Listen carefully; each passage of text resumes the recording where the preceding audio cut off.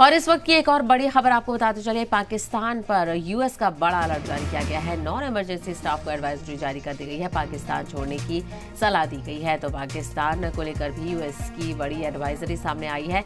पाकिस्तान पर यूएस का बड़ा अलर्ट जारी किया गया है और नॉन इमरजेंसी स्टाफ को एडवाइजरी जारी कर दी गई है। यानी जो भी नॉन इमरजेंसी स्टाफ है वो जल्द से जल्द मुल्क छोड़ दे। तो अलग अलग खित्तों में एक बेचैनी देखने को मिल रही है और एडवाइजरी जारी की गई है यूएस की तरफ से कि जो भी नॉन इमरजेंसी स्टाफ हैं वो जल्द से जल्द मुल्क छोड़ दें।